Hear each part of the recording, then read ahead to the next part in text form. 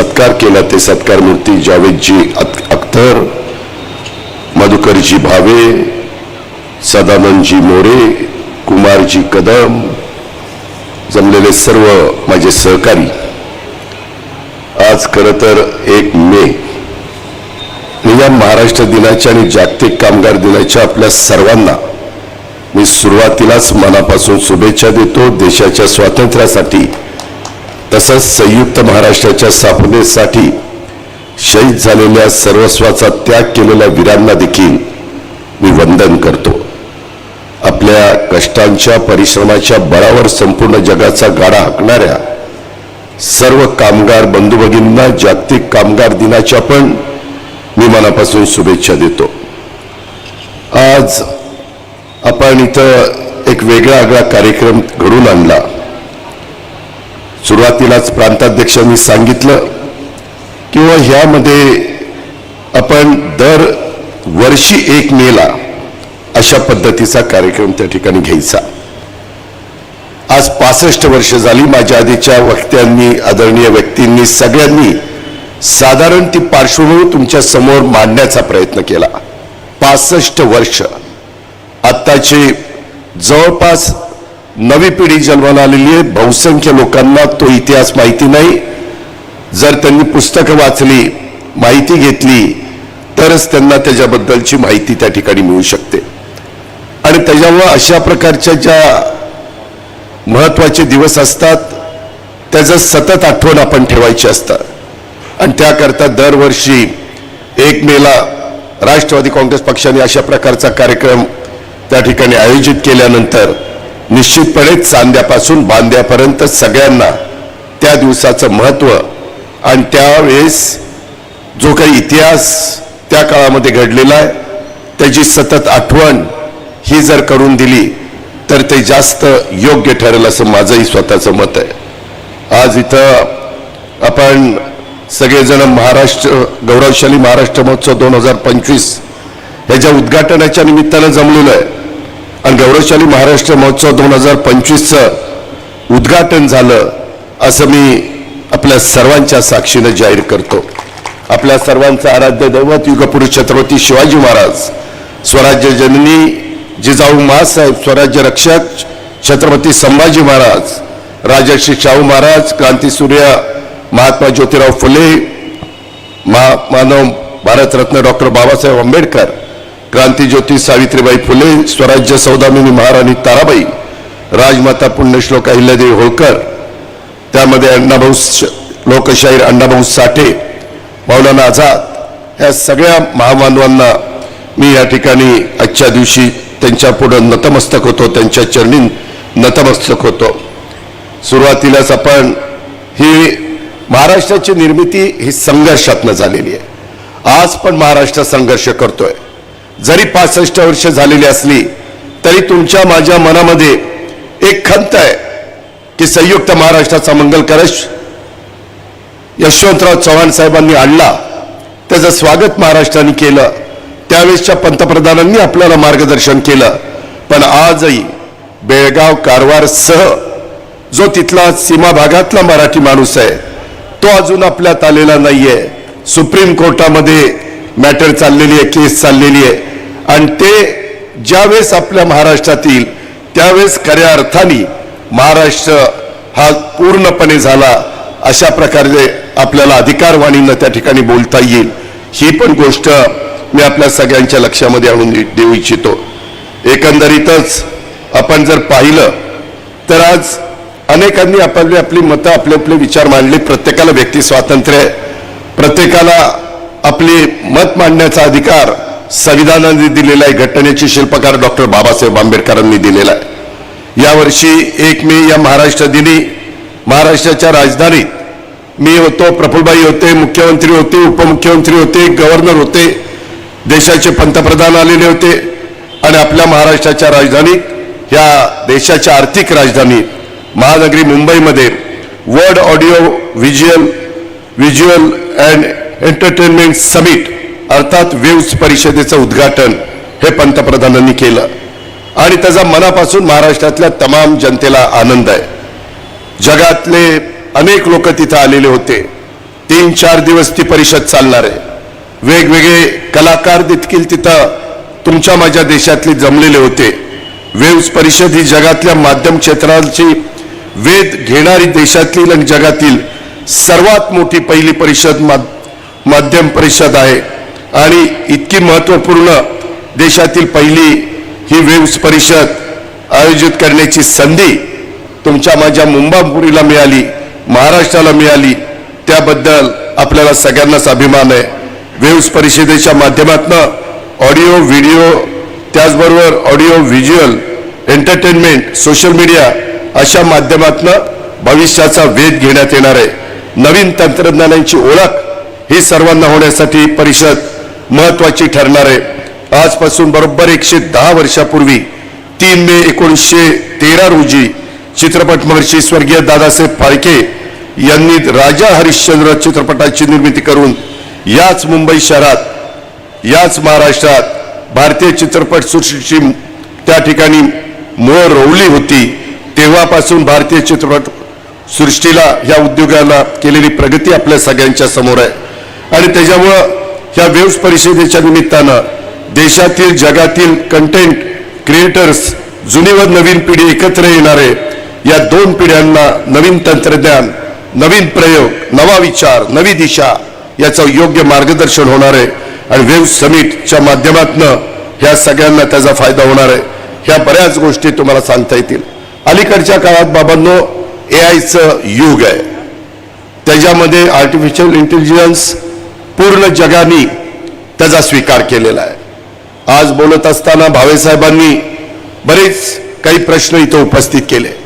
आज 65 वर्षात स्वर्गीय यशवंतराव चव्हाण साहेबांपासून देवेंद्र फडणवीस साहेबांच्या पर्यंत जे मुख्यमंत्री झाले त्या सगळ्यांनी आपापल्या कारकिर्दीमध्ये आपल्या आपल्या परीनं आपल्या महाराष्ट्राला पुढे नेण्याचा प्रयत्न केला. महाराष्ट्राच्या जनतेने त्यांना पाठबळ दिलं आणि ते त्या ठिकाणी त्या पदावर आरूढ झालेले आपण सगळ्यांनी पाहिलेलं आहे. उपमुख्यमंत्री पदाची कारकीर्द अनेकांनी त्या बाबतीमध्ये त्यांनाही नेतृत्व करण्याची संधी मिळाली. हे सगळं करत असताना या 65 वर्षात याही गोष्टीचा विचार कुठेतरी झाला पाहिजे. स्वातंत्र्य मिळालं त्यावेळेस 35 कोटी होतो, आज 140 कोटी झालेलो आहे. 64 लोकसंख्या वाढलेली आहे. महाराष्ट्राची पण वाढलेली आहे. पाण्याच्या संदर्भामध्ये सतत आम्ही काम करतोय. मागच्याही राज्यकर्त्यांनी केलं, त्याही सरकारमध्ये आम्ही होतो. अनेकदा हंडामुक्त महाराष्ट्र, टँकर मुक्त महाराष्ट्र, परंतु लोकसंख्या वाढल्यानंतर आहे ती त्या ठिकाणी सोर्सेस लहान पडतात, कमी पडतात. त्याच्यातून आत्ताही मोठा कार्यक्रम आपण हातामध्ये घेतलेला. शेतकऱ्यांच्या करता आम्ही पण शेतकरी, त्याच्यावर शेतकऱ्यांचे जे प्रश्न आहेत, यंदाच्या अर्थसंकल्पामध्ये 7,20,00,000 कोटीचा अर्थसंकल्प सादर करत असताना 500 कोटी रुपयाची तरतूद AIच्या या नवीन तंत्रज्ञानाच्या करता केलेली आहे. का?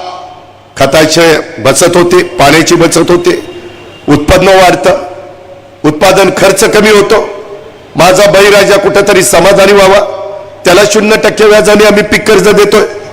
तिथं 12 महिन्याच्या आत त्याने पैसे फेडावेत. अशा अनेक गोष्टी आम्ही करतोय. मार्केटिंग चांगलं करण्याचा प्रयत्न करतोय. कशा पद्धतीनं बाजारपेठ मिळेल, ठीक आहे. त्या काळातल्या लोकांचं म्हणणं बुलेट ट्रेन नको, पहिलं हे करा. परंतु जपान आणि चायना ही तिथल्या बुलेट ट्रेनमुळे पुढे गेली आहे. आज बुलेट ट्रेनची गरज आहे, वंदे भारत ट्रेनची गरज आहे, मेट्रोची गरज आहे, रेल्वेचं जाळं सगळीकडे भारत देशामध्ये झालं पाहिजे, कोस्टल रोडची गरज आहे, त्या ठिकाणी अटल सेतूची गरज आहे, त्या ठिकाणी बांद्रावरही सिलिंगची गरज आहे. सगळ्या गोष्टीच्या गरजा आहेत. वाहतूक प्रचंड वाढतीये, त्याच्यातनं तेही प्रश्न आपल्याला सोडवायचे. त्याकरता नॅशनल हायवे मागच्या काळामध्ये कशा प्रकारचे हायवे होते, आता बदल झालाय का नाही झाला, जी गोष्ट बदलली ती मान्य केली पाहिजे. उलट आपल्याला जी कोकण रेल्वे ती अजून एक लाईन टाकायची आहे. त्या संदर्भात आज आम्ही रेल्वे मंत्र्यांशी बोलत होतो. अजूनही आम्हाला पुणे नाशिक ही रेल्वे त्या ठिकाणी सुरू करायची आहे. अशा अनेक गोष्टी शेतकऱ्यांच्या भल्याकरता, रोजगार निर्मिती करता, उद्योगधंद्यांना चालना देण्याच्या करता, समृद्धी महामार्ग ह्याच्यातून उपराजधानी आणि राजधानी ह्याचं अंतर कमी झालेलं आहे. इतर पण वेगवेगळे रस्ते आपल्याला करायचे आहेत. मतप्रवाह असू शकतात, माझं मत वेगळं असू शकतं, इतरांचं वेगळं मत असू शकतं, परंतु त्याच्यातून राज्यातल्या जनतेचा सर्वांगीण विकास कसा होईल हे स्वप्न स्वर्गीय यशवंतराव चव्हाण साहेबांनी बघितलेलं होतं आणि तेच स्वप्न प्रत्यक्षात कृतीत आणण्याचं काम आम्ही सगळेजण त्या ठिकाणी करतो. आणि म्हणून भुजबळ साहेबांनी, प्रफुल्ल पटेल साहेबांनी, सुनील तटकरे साहेबांनी त्याचा उल्लेख केला. शिवशाहू फुले आंबेडकरांची विचारधारा घेऊनच आम्ही कालही चाललेलो होतो, आजही चाललेलो आहे आणि उद्याही चालत राहणार. जोपर्यंत आमच्या जीवात जीव आहे तोपर्यंत शिवशाहू फुले आंबेडकरांची विचारधारा कदापि आम्ही सोडू शकत नाही. हे पण आजच्या महाराष्ट्र दिनाच्या निमित्तानं मी महाराष्ट्रालाही सांगू शकतो आणि आपल्याला सगळ्यांना ती गोष्ट लक्षामध्ये आणून देऊ इच्छितो. हे पण आपण सगळ्यांनी या निमित्तानं लक्षामध्ये घेतलं पाहिजे. आज अनेक मान्यवरांचा इथं सत्कार झाला. हा सत्कार करत असताना त्याच्यामध्ये अनेकांचं योगदान किती मोठ्या प्रमाणावर आहे हे आपण सगळ्यांनी त्या ठिकाणी बघितलेलं आहे. आजच्या सोहळ्यामध्ये 4 चौघांचा त्या ठिकाणी सत्कार झाला. पहिले म्हणजे महाराष्ट्राचे आताचे सर्वात वरिष्ठ संपादक आचार्य अत्रे यांच्या छत्रछायेमध्ये जे घडले, महाराष्ट्रातील आत्ताचे अनेक महत्वाचे पत्रकार घडवण्याचं काम ज्यांनी केलं ते मधुकर भावे सर.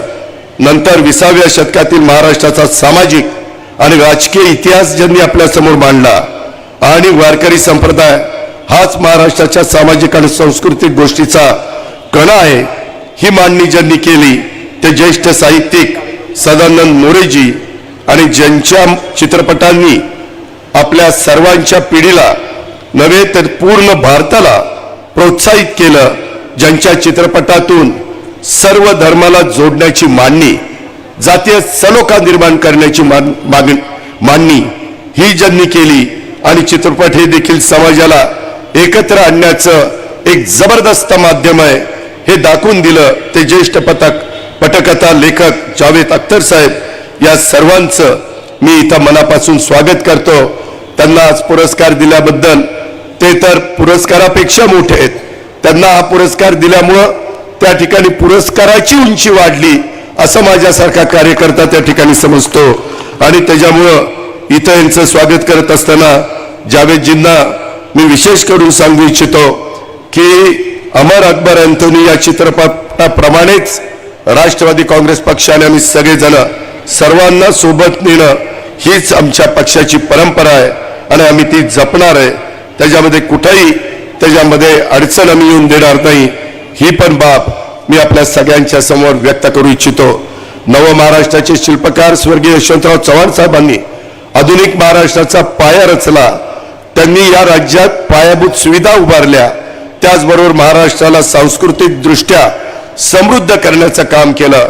महाराष्ट्राच्या राजकारणाला सुसंस्कृत चेहरा दिला. आदरणीय चव्हाण साहेबांच्या विचाराचा, विकासाचा आणि सुसंस्कृत राजकारणाचा वारसा पुढे नेण्याचं काम हे आपल्याला सर्वांना त्या ठिकाणी करायचं आहे. आणि त्यांच्यापासून चव्हाण साहेबांच्या नंतर या राज्याचं नेतृत्व वसंतराव नाईक साहेबांनी केलं, वसंतदादांनी केलं, आदरणीय पवार साहेबांनी केलं, शंकरराव चव्हाण साहेबांनी केलं, अंतुले साहेबांनी केलं, विलासराव देशमुख साहेबांनी केलं. कितीतरी दिग्गज नेत्यांची नावं त्या ठिकाणी घेता येतील. त्यांनी सगळ्यांनी आपापल्या परीनं ह्या राज्याला पुढे नेण्याचं काम केलं आणि ह्या राज्यामध्ये सुसंस्कृत राजकारण किंवा सुसंस्कृतपणा कसा असू शकतो हे आपल्याला चव्हाण साहेबांनी शिकवलेलं आहे आणि त्याचीच सगळेजण आठवण ठेवून पुढे जाण्याचा प्रयत्न करतायत. आज देवेंद्रजी असतील, एकनाथराव असतील, मी असतील किंवा बाकीचे सगळे मान्यवर असतील, आम्ही पण त्याच गोष्टीचा विचार करून पुढे चाललेलो आहे. ही पण गोष्ट आजच्या या महाराष्ट्र दिनाच्या निमित्तानं आपण सगळ्यांनी ध्यानामध्ये घेतली पाहिजे. आज खरं तर आपण एक गोष्ट पाहिलेली आहे की एकंदरीतच ह्या इथं संयुक्त महाराष्ट्राच्या संदर्भामध्ये जे योगदान दिलं ते योगदान देत असताना आज इथं तुम्ही आवर्जून कार्यकर्त्यांना माझी विनंती आहे, हे काही दिवस चालणार आहे.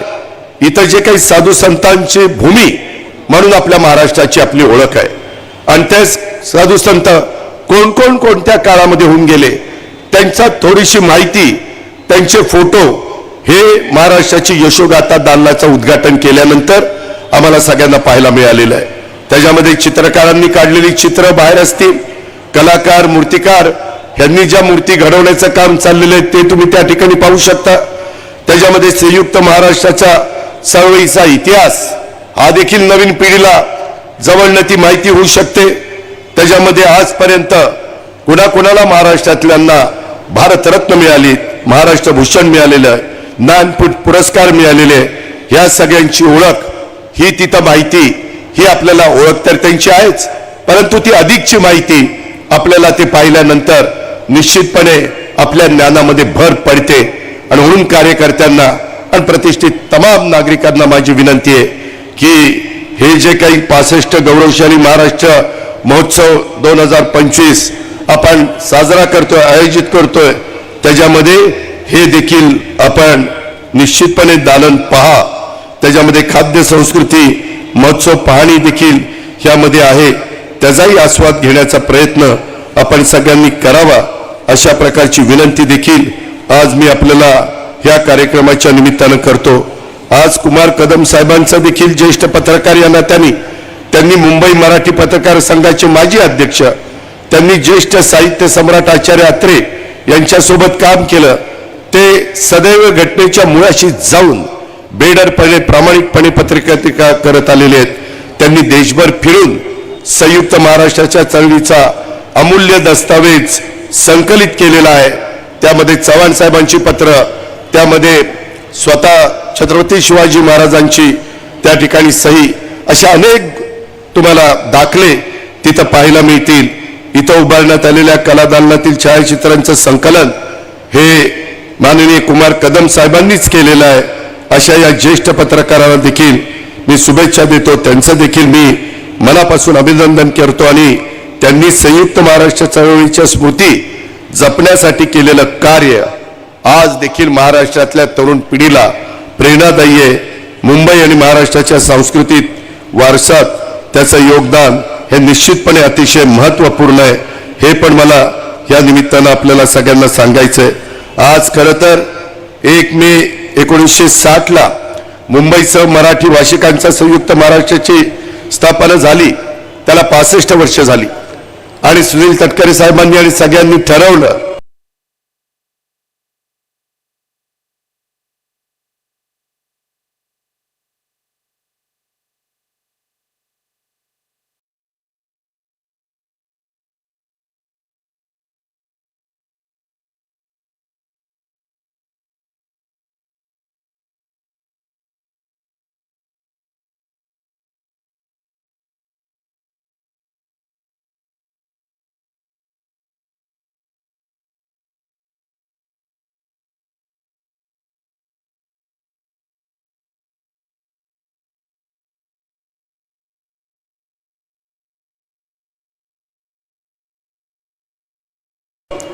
आणि त्याच्यातून आपण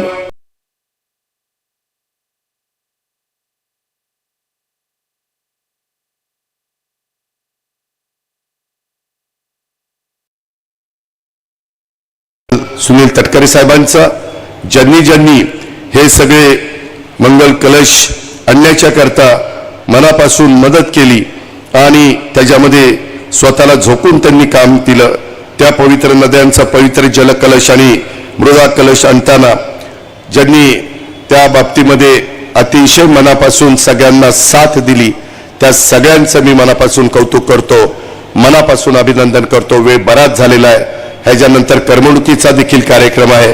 पण मला एवढंच सांगायचंय, जे काही आत्ता मान्यवरांनी सांगितलेलं आहे त्याच्यामध्ये अजून जे काही आम्हाला उद्याच्या काळात 5 वर्षाच्या करता जनतेने आम्हाला निवडून दिलेलं आहे, त्या 5 वर्षाच्या कारकिर्दीमध्ये जे काही महाराष्ट्राच्या भल्या करता आणि स्वर्गीय यशवंतराव चव्हाण साहेबांचं जे स्वप्न होतं ते स्वप्न साकारण्याच्या करता जे काही करता येईल ते करण्याच्या करता राष्ट्रवादी काँग्रेस पक्षाचा कार्यकर्ता कुठं कमी पडणार नाही याबद्दलची ग्वाही देतो. महायुतीचं सरकार तिथं कुठं कमी पडणार नाही याबद्दलची पण खात्री देतो. पुन्हा एकदा आपल्या सगळ्यांना ह्या कार्यक्रमाच्या निमित्तानं विशेषतः सुनील तटकरे साहेबांचं आणि त्यांच्या सर्व सहकारी मित्रांचं